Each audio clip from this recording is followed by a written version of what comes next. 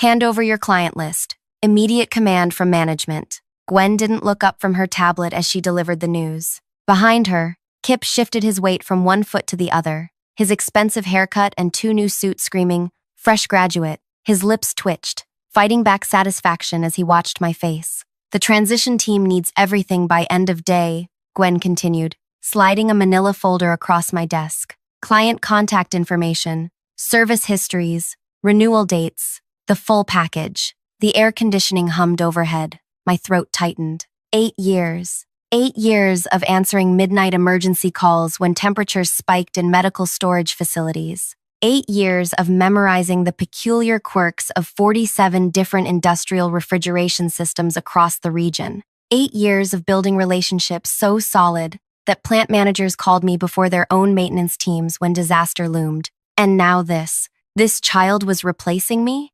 "Absolutely," I said, watching relief wash over their faces. "Everything's organized, just as requested." I pulled open my filing cabinet while Kip's posture relaxed. He actually believed this job was about selling cooling units and checking boxes. "Will that be all?" I asked, my voice steadier than it had any right to be. Gwen finally met my eyes. "The severance package is standard. Your building access ends at 5 p.m. IT will monitor your system activity until then." Standard. As if anything about this situation was standard. I nodded once, my mind already racing ahead. "I understand perfectly." When they left, I sat alone in my cubicle, surrounded by 8 years of knowledge that couldn't be transferred in a single afternoon. Knowledge they apparently thought was worthless. Before I continue this story, if you're enjoying it so far, please hit that like button and subscribe to the channel. Your support means everything, and trust me, you'll want to hear what happens next. My name is Adira. Until 4 hours ago, I was the senior accounts manager for the Industrial Refrigeration Division of a company I'd helped transform from a struggling regional supplier into an industry powerhouse. I'm methodical, detail-oriented, and passionate about my work. And I've just been blindsided by the most callous corporate restructuring I could imagine. Let me take you back to when this all began. 8 years earlier, I'd walked into this same building for my first interview. The Industrial Refrigeration Division consisted of 3 accounts and was considered the company's problem child. No one wanted to touch it. The previous account manager had quit after just 6 months, leaving behind a mess of angry clients and incomplete service records. "It's a dead-end position," my soon-to-be boss admitted during the interview. "But if you can keep those 3 accounts from leaving, we'll consider it a win." I didn't just keep those accounts. I transformed them. Within 2 years, we had 10 clients. By year 4, 23. Now, 47 facilities depended on my expertise to keep their operations running. Pharmaceutical warehouses, food processing plants, medical storage facilities, anywhere that needed precise temperature control to prevent millions in losses. What management never fully grasped was that industrial refrigeration isn't about equipment sales, it's about trust. When a compressor fails at 2 a.m. and $1 million of vaccine starts warming, plant managers don't want a sales pitch. They need someone who understands their specific system's quirks and can talk their maintenance team through emergency protocols. I built those relationships. I rewrote technical manuals at midnight because the manufacturer's versions were dangerously incomplete. I created custom maintenance schedules based on each facility's unique humidity patterns and load fluctuations. I knew that the frozen vegetable plant needed their evaporator coils checked every 42 days, not the standard 30, because of the specific ice crystal formation in their process. Each facility had its own language, its own history, its own peculiarities that lived nowhere except in my head and my meticulously detailed personal notes. Management never valued this. They saw numbers: client retention rate, 98%, annual growth, 15%, new system installations, 32 in the past fiscal year. What they didn't see was how those numbers were achieved. Until today, when they decided I was too expensive, I pulled out my notebook, the real one, not the sanitized version I kept for company records, and flipped through pages of diagrams, troubleshooting flows, and handwritten notes from late-night emergency calls. The pasta manufacturer's ammonia system makes a distinct clicking sound 3 days before the pressure valve needs replacement. The dairy processing plant's control system needs recalibration after any power fluctuation longer than 37 seconds. None of this was in the official files. None of this was in the client database. None of this could be handed over in an afternoon. I looked at the clock. 1:22 p.m. Less than 4 hours to decide what to do. My phone buzzed with a message from Tony, the operations director at our largest pharmaceutical client. Heard rumors about changes at your company. Everything okay? News traveled fast in this industry. Too fast. I set my phone down without answering. What could I say? That the company had just erased 8 years of relationship building in a 10-minute termination meeting. I began gathering what they'd asked for. Names, phone numbers, renewal dates, service histories, the simplified versions in the system, not my detailed notes. Everything technically accurate and utterly useless without the context behind it. By 3 p.m., I'd assembled exactly what Gwen had requested. Nothing more, nothing less. I printed everything, organized it neatly in folders, and placed it on my desk. Then I picked up my phone and texted Tony back. Changes happening. Can I call you tomorrow? Her response came immediately. Anytime. One by one, I gathered my personal belongings. The orchid plant that had survived 3 office moves. The photo of my sister's family. My coffee mug with the thermodynamic equations printed on it. A gift from the maintenance team at the ice cream factory after I'd helped them through a catastrophic system failure during a summer heat wave. At 45, Gwen returned with Kip trailing behind her. Is this everything? She asked, looking at the folders. Everything you requested, I confirmed. She nodded, satisfied with my compliance. It has already transferred your email to Kip. Your company phone will be deactivated at 5 p.m. Kip couldn't contain himself any longer. I've been studying the client profiles. I think there's real potential to upgrade at least 12 facilities to the new MX7000 systems. I smiled politely, not mentioning that the MX7000 would catastrophically fail in at least 8 of those facilities due to their specific operational requirements. Good luck, I said instead, as I walked out of the building for the last time, carrying a small box of personal items.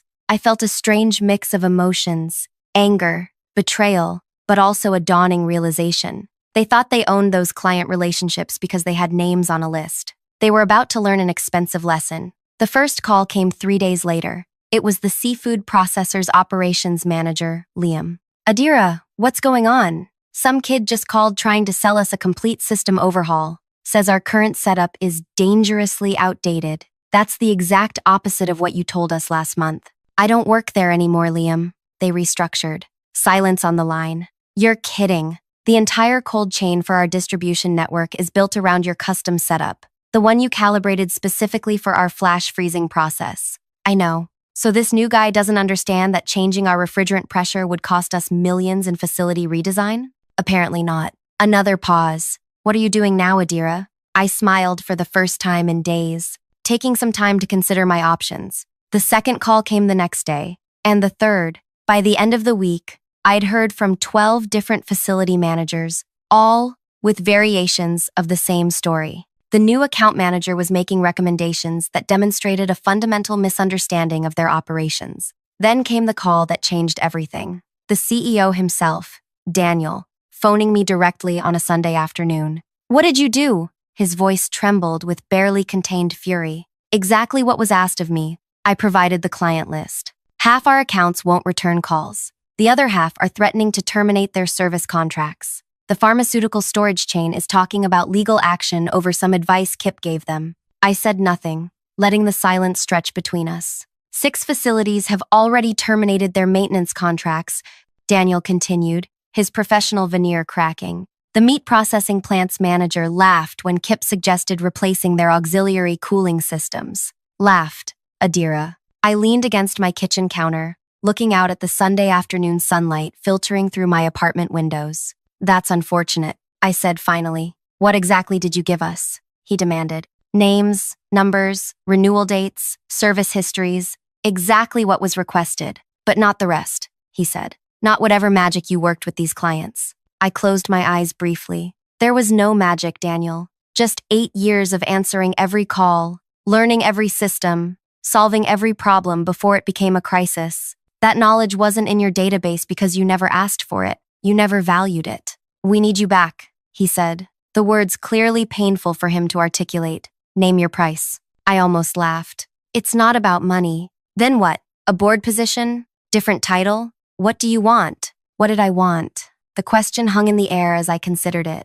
Revenge? Vindication? Or something more fundamental? Recognition of what I had built? I want nothing from you, I said finally. I provided exactly what your HR department requested during termination. If that wasn't enough, that's not my problem. After hanging up, I sat on my couch, stunned by the rapid unraveling. I hadn't actively sabotaged anything. I'd simply given them exactly what they'd asked for, nothing more, nothing less. My phone buzzed again. A text from Tony at the pharmaceutical warehouse. Had an interesting conversation with your replacement today. When can we talk? Over the next 2 weeks, I fielded similar messages from 23 different facility managers. Some were angry, others confused, but all wanted to know the same thing. What had happened, and what was I doing next? I had no answers for them. Not yet. Then came the unexpected opportunity. Mila, the operations director at the frozen vegetable plant, invited me for coffee. That new guy called yesterday, she said, stirring her latte. Tried to explain to me why we should switch to their quarterly maintenance schedule instead of the custom 42-day rotation you set up. And? I prompted. I asked him why. He said it was industry standard and would streamline their service department's scheduling. She rolled her eyes. When I pointed out that we'd lose approximately $30,000 in production every time ice crystals formed on the coils under a standard schedule, he had no idea what I was talking about. I nodded. The 42-day cycle had been the result of 3 months of careful monitoring and testing. So, here's my question, Mila continued, leaning forward. If I wanted to hire you directly as a consultant, would you be interested? The question caught me off guard. I hadn't considered consulting. Consider it now. We need someone who understands our systems, not someone trying to fit us into their service model. As I drove home, my mind raced with possibilities. Consulting hadn't been part of my plan. Honestly, I hadn't had a plan beyond getting through each day, but the seed was planted. By the end of the month, I had signed consulting agreements with 4 facilities, small contracts, focused on specific needs, but enough to pay my bills while I figured out my next steps. Then came the unexpected twist. I was reviewing maintenance logs for the ice cream factory when my phone rang. Unknown number. Hello? Adira? It's Kip. My hand tightened around the phone. What do you want? His voice was different now, humbled, desperate. I need your help.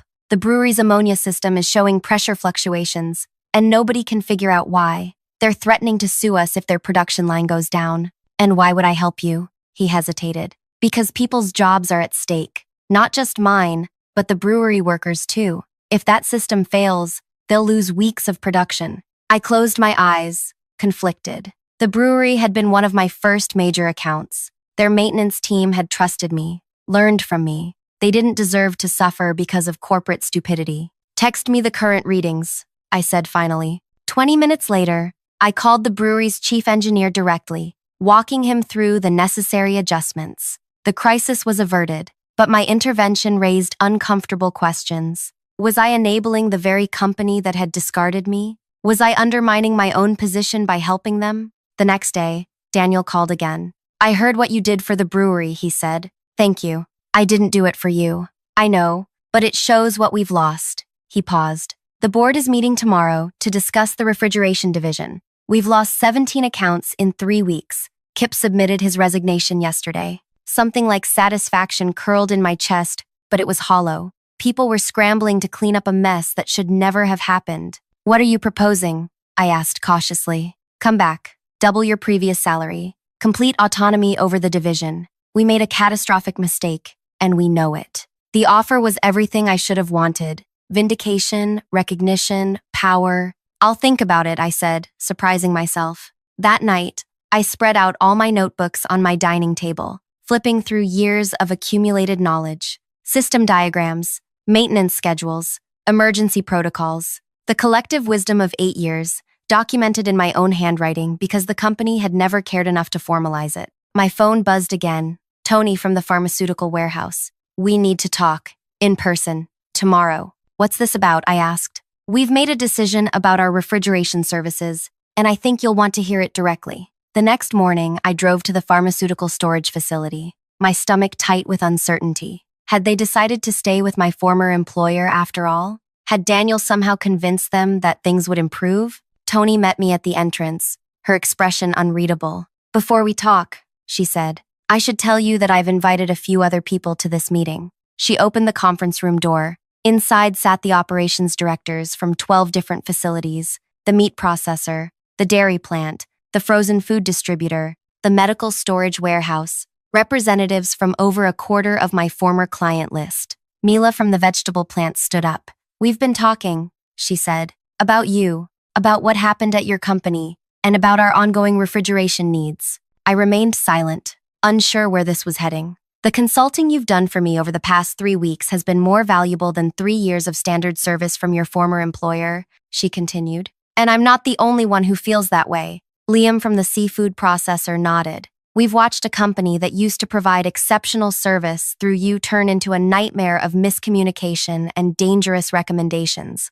None of us wants to be part of that anymore." Tony stepped forward. "We have a proposition for you, Adira, one we think you'll want to hear." She slid a folder across the table. I opened it, my hands suddenly unsteady. Inside was a business proposal, a new company focused exclusively on industrial refrigeration management and consulting. Initial funding provided by the 12 companies represented in the room. A 3-year commitment from each, guaranteed. "We don't need a supplier who doesn't understand our businesses," Tony said. "We need you." I stared at the proposal, speechless. "You don't have to decide right now," Mila added. "But we wanted you to know that we see your value, even if your former employer didn't." As I drove home, the proposal on the passenger seat beside me, my phone rang again. "Daniel, the board meeting just ended," he said. "They've authorized me to offer you whatever it takes. Name your terms, Adira. Please, we can't lose any more accounts." I pulled over to the side of the road,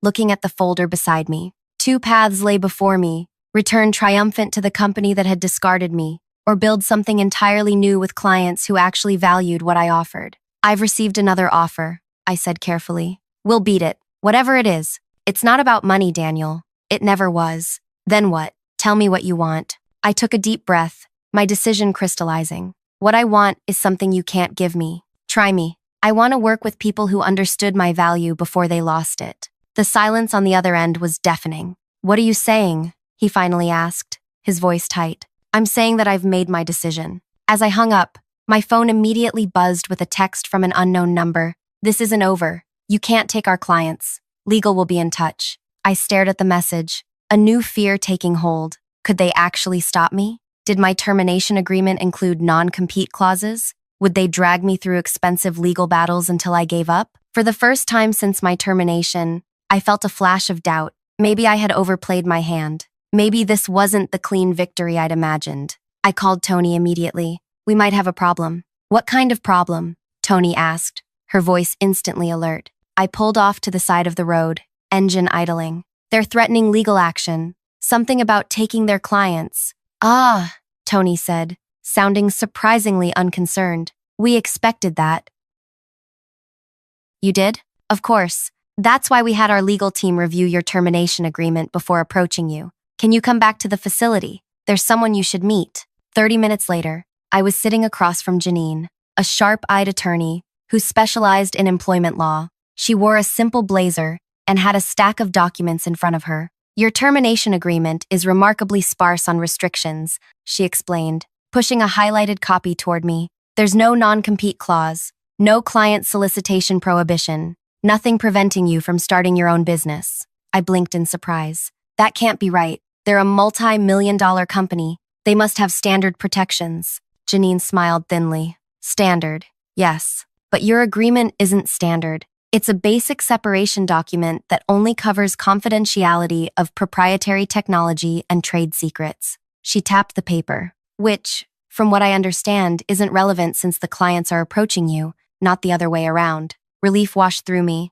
"So they can't stop me? They can try to intimidate you, which they're already doing. They might file a lawsuit hoping you'll back down rather than fight. But they don't have legal grounds to prevent you from accepting business from clients who choose to work with you." Tony, who had been quietly listening, leaned forward. "We suspected they might try this. That's why our proposal includes a legal defense fund. If they come after you, we've got your back." The realization hit me like a physical force. These clients, these people, had planned for this. They had anticipated the company's reaction and prepared accordingly. They believed in me more than I believed in myself. I don't know what to say. Say you'll accept our proposal, Mila said from the doorway. She had returned with coffee for everyone. We need someone who understands our businesses, who sees us as partners, not just accounts. I looked at the faces around me, people who valued what I had built, what I knew, what I could offer. I accept, I said. The next morning, I filed the paperwork to establish my new company,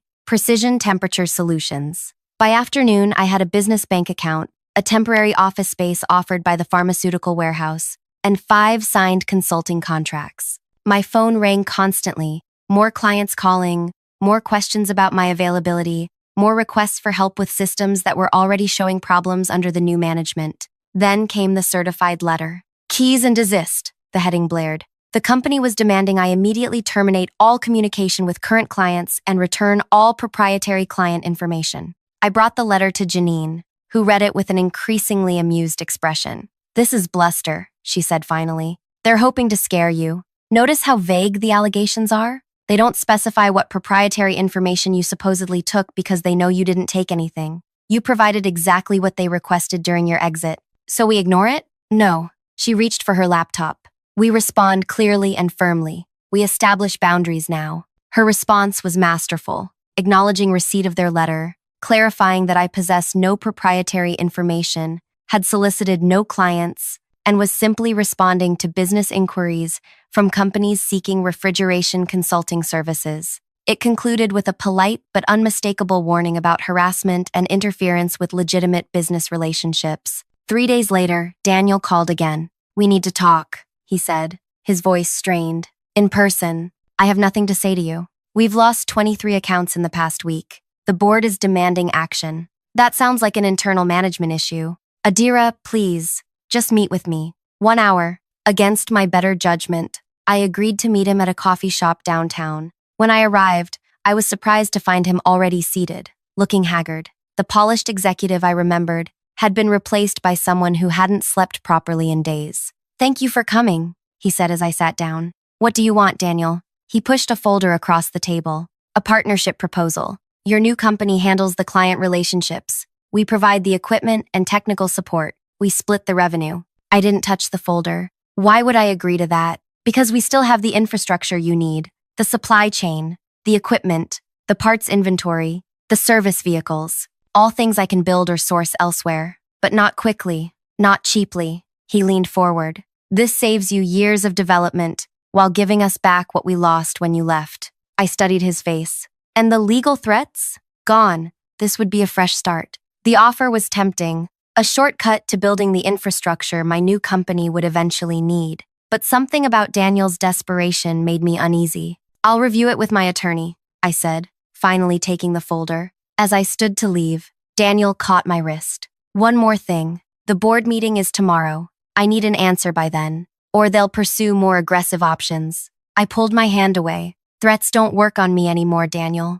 Janine reviewed the proposal that evening, highlighting problematic clauses throughout. The partnership would give them veto power over client contracts. It would require me to transfer all client relationships to their customer management system. It would effectively make my company a subsidiary of theirs. This isn't a partnership, Janine said. It's a slow-motion acquisition, so I should reject it. Unless you want to end up right back where you started, building value for them that they can take away at any time. I called Tony to discuss the situation. We suspected they might try something like this, she said. They're desperate. What should I do? They're threatening more aggressive options if I don't agree. What's your gut telling you? I thought about it. That they're trying to regain control. That they still don't understand what they lost. Then trust that, Tony said simply. And remember, you have more allies than you realize. The next morning, I sent Daniel a brief email declining his proposal. Within an hour, my phone exploded with notifications. A company-wide email had been sent to all employees at my former workplace, naming me personally and claiming I had stolen proprietary client information and was actively sabotaging the company. Even worse, they had sent a similar message to every client in their database, including those I hadn't even spoken with yet. For a moment, panic seized me. They were trying to destroy my reputation before my business could even get established. How could I fight a company with those resources? Then my phone started ringing, not with threats or cancellations, but with support. I just got the most unprofessional email I've ever seen. said the manager from the ice cream factory. Is everything okay? One after another, clients called, not to distance themselves, but to express outrage at the company's tactics. Several forwarded me the email they'd received, asking how they could help. By mid-afternoon, something remarkable was happening. Clients were responding to the company's mass email and copying all other recipients. They were defending me, explaining in detailed messages exactly why they had chosen to work with me instead. The medical storage director wrote about how I had prevented a catastrophic failure that would have destroyed $2 million in vaccines. The brewery engineer described the custom monitoring system I had designed that saved them thousands in wasted product monthly. The dairy plant manager detailed how my emergency response during a power outage had prevented them from losing a week's production. Message after message, story after story, creating a public record of exactly what the company had thrown away when they decided I was too expensive. By evening, something had shifted. Daniel called, his voice subdued. The board meeting just ended, he said. We're withdrawing all claims against you and your company. What changed their minds? The client emails. They were eye-opening. Several board members hadn't realized the extent of what you provided beyond basic account management. He paused. For what it's worth, I'm sorry for how this played out. As the weeks passed, my new company grew steadily. By the end of the second month, we had signed agreements with 32 facilities, most from my previous client list, but some new ones who had heard about our approach through industry connections. I hired my first employees, 2 technicians who had quit the company in frustration over the new management style, and an operations coordinator to help manage the growing workload. Then came the news that completed my vindication. The company's industrial refrigeration division was being sold to a competitor at a fraction of its former value. The division that I had built from 3 struggling accounts to 47 thriving relationships had collapsed without my knowledge and connections. Daniel called one last time. It's official, he said. The division is gone. The board decided to cut their losses. I'm sorry, I said, and meant it. Many good people still worked there. Don't be. It was inevitable after we lost the pharmaceutical chain contract yesterday. That was the final blow. He sounded resigned. You know what the craziest part is? If they had just valued what you built in the first place, none of this would have happened. 6 months later, I stood in the newly expanded offices of Precision Temperature Solutions, looking at our team of 15 employees. We now service 63 facilities across 3 states. We had just been featured in an industry magazine as an innovative disruptor in the industrial refrigeration sector. The article included a sidebar about how the business began, with one expert who was undervalued by management, and clients who recognized what her former company couldn't see. That evening, I hosted a small celebration for the original 12 clients who had backed my new venture. As we toasted our success, Tony raised her glass. To knowing your worth, she said, and to making others recognize it too. I smiled, thinking about how differently things might have turned out if the company had simply acknowledged the value I had created. If they had recognized that client relationships were built on trust and knowledge, not just names on a list. They had demanded I surrender my client list. What they got was exactly what they asked for, nothing more, nothing less. And that simple compliance had become the most effective revenge possible, watching them destroy themselves through their own short-sightedness, while I built something stronger from the ruins. If you've enjoyed this story of workplace vindication, hit that like button and subscribe for more tales of corporate justice. Share your thoughts in the comments below. Have you ever been undervalued at work or witnessed someone else's expertise being dismissed? Your stories matter, and this community is here to listen.